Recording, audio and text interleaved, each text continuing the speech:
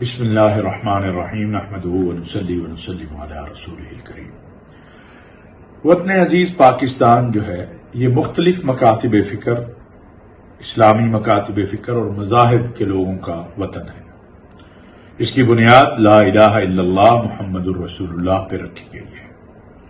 اس وقت جو وطن عزیز پاکستان میں صورتحال ہے، ایسا لگ رہا ہے کہ وہ قوتیں جو ہمیشہ پاکستان کو کمزور کرنا چاہتی ہیں اور وہ کبھی بھی کامیاب نہیں ہوئی، کیونکہ وطن عزیز پاکستان کے رہنے والوں نے، علماء نے، مشائخ نے، پاکستان کی فوج نے، سلامتی کے اداروں نے، پولیس نے، ہر ایک نے اپنی قربانی پیش کر کے پاکستان کے امن کو بحال رکھا ہے۔ محرم الحرام کی آمد ہے اور ایسے وقت میں ایسا لگ رہا ہے کہ کچھ فتنہ پرور قوتیں جو بیرونی قوتیں ہیں وہ پاکستان کے اندر ایک انتشار پیدا کرنے کے لیے شیعہ سنی، بریلوی شیعہ، بریلوی اہل حدیث، بریلوی دیوبندی شیعہ، یہ ایک تصادم کی فضا بنانا چاہتی ہے۔ اس میں بہت بڑی ذمہ داری علماء پر عائد ہوتی ہے، مشائخ پر عائد ہوتی ہے کہ وہ ان حالات کو سمجھے۔ جس طرح ہم نے ملی یکجہتی کونسل میں متفقہ طور پر ایک ضابطہ اخلاق بنایا، جس پر حضرت مولانا شاہ احمد نورانی رحمۃ اللہ علیہ، مولانا سمیع الحق شہید، مولانا ضیاء الرحمن فاروقی، علامہ ساجد علی نقوی، پروفیسر ساجد میر صاحب، ان حضرات نے اور ان کے ساتھ ہم جیسے جو دین کے طالب علم ہیں انہوں نے محنت کی، اور پھر اس کے بعد پیغام پاکستان کی صورت میں ایک ایسی دستاویز جس پر سب کا اتفاق ہے سامنے آئی۔ تو میرا خیال ہے کہ اب ضرورت ہے کہ پیغام پاکستان میں طے کردہ چیزوں کو قانونی شکل دی جائے اور اسی ضابطے پہ چلا جائے جو ضابطہ پیغام پاکستان میں طے کیا گیا ہے۔ حکومت کی بھی ذمہ داری ہے کہ وہ ایسے لوگوں پر نظر رکھے جو اس وقت موجودہ حالات میں خرابی پیدا کر رہے ہیں اور ان کے خلاف ایکشن لے۔ پیغام پاکستان کی روشنی میں متحدہ علماء بورڈ نے ضابطہ اخلاق پیش کیا ہے، جس پہ تمام مکاتب فکر کے قائدین جو ہمارے ممبران ہیں انہوں نے اتفاق کیا ہے، وہ بھی سب کے سامنے ہے۔ اور اس وقت جبکہ پاکستان کو مختلف مسائل میں الجھانے کی کوشش کی جا رہی ہے، اس میں ایک مسئلہ پاکستان اور اسلامی عرب ممالک کا ہے۔ پچھلے دنوں شاہ محمود قریشی صاحب کا ایک بیان آیا جس کے بعد ایک ایسی فضا بنائی جا رہی ہے کہ جس سے میں سمجھتا ہوں کہ پاکستانی تو خوش نہیں ہو سکتا، مسلمان بھی خوش نہیں ہو سکتا، اور بغیر کسی وجہ کے یہ کہہ دینا کہ جناب پاکستان کے موقف کی بجائے کشمیر کے مسئلے پر ہندوستان کے موقف کی سعودی عرب نے تائید کر دی ہے، اس کی کوئی دلیل اگر کسی کے پاس ہے تو وہ سامنے لائے۔ سعودی عرب کا آج بھی موقف یہ ہے کہ اقوام متحدہ کی قراردادوں کے مطابق، عالمی قراردادوں کے مطابق مسئلہ کشمیر اور فلسطین حل ہونا چاہیے۔ OIC کا وزراء خارجہ کا اجلاس کیوں نہیں ہو پا رہا، اس میں کیا وجوہات ہیں، میں سمجھتا ہوں اس پر تحقیق کی ضرورت ہے۔ سعودی عرب کے پاس تو یہ ابھی OIC کی صدارت آئی ہے، اس سے پہلے OIC جو ہے اس کی صدارت کتنے ملکوں کے پاس رہی، اس وقت کیوں مسئلہ کشمیر اور فلسطین حل نہیں ہوا؟ میں سمجھتا ہوں یہ الزام تراشی کی بجائے ہمیں آگے بڑھنا ہے۔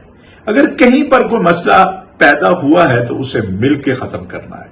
امت مسلمہ کے بچے سمندروں میں ڈوب کے مر رہے ہیں، فلسطین اور کشمیر میں ذبح ہو رہے ہیں، شام، عراق، یمن میں ہمارے حالات اچھے نہیں ہیں، لیبیا میں آپس میں دو مسلمانوں کے گروہ لڑ رہے ہیں، انتہا پسندی اور فرقہ واریت کے عفریت نے ہمیں جکڑ رکھا ہے۔ ان حالات میں ضرورت ہے کہ ہم مل بیٹھے مسائل کو حل کریں، ایک دوسرے کو گرانے کی بجائے ایک دوسرے کے مددگار اور معاون بنیں۔ انشاءاللہ محرم الحرام امن و امان سے گزرے گا۔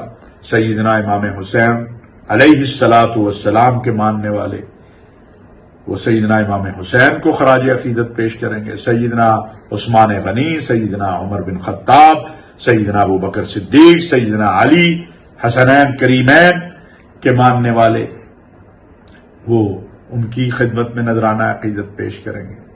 یہ عشرائے محرم الحرام جو ہے یہ عشرہ امن کا عشرہ بنے گا، اور یہ امن کی بات ہے۔ سیدنا امام حسین علیہ الصلاۃ والسلام نے امن کا درس دیا، سیدنا عثمان غنی نے امن کا درس دیا، سیدنا عمر بن خطاب نے امن کا درس دیا، سیدنا ابوبکر صدیق نے امن کا درس دیا، سیدنا علی المرتضی حیدر کرار نے امن کا درس دیا رضوان اللہ علیہم اجمعین۔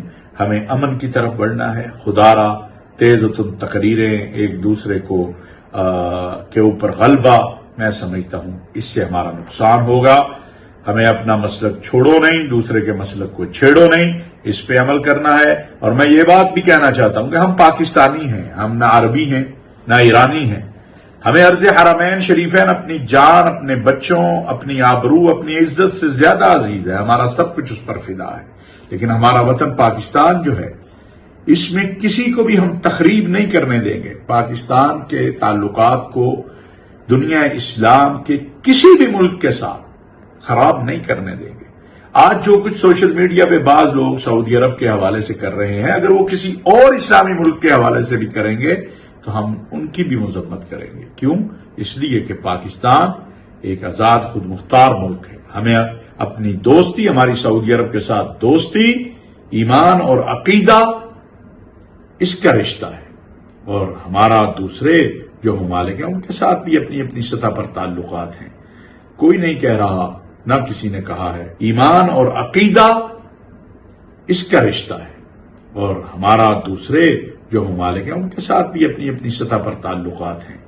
کوئی نہیں کہہ رہا، نہ کسی نے کہا ہے، افواہیں نہ پھیلائیں کہ فلاں سے تعلق توڑ دو، فلاں سے تعلق توڑ دو۔ گلے شکوے اپنوں کے درمیان ہوتے ہیں، وہ دور بھی ہوتے ہیں، محبتیں بڑھتی ہیں اس سے، اور انشاءاللہ وہ سب لوگ جو یہ امید لگائے بیٹھے ہیں کہ یہ تعلقات خراب ہوں گے، وہ تماشا لگائیں گے۔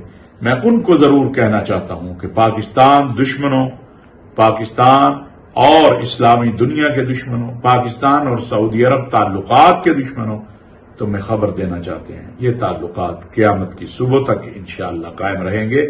ہم اس دنیا میں بھی اور آخرت میں بھی اور جنت میں بھی انشاءاللہ تعالی جمع ہوں گے، اور کوئی ہمارے تعلقات کو خراب نہیں کر سکتا۔ اللہ تبارک و تعالی امت مسلمہ کی، مسلمانوں کی، پاکستان کی، ارض حرمین شریفین کی حفاظت فرمائے، اور ہر قسم کے شر سے ہم سب کو پناہ عطا فرمائے۔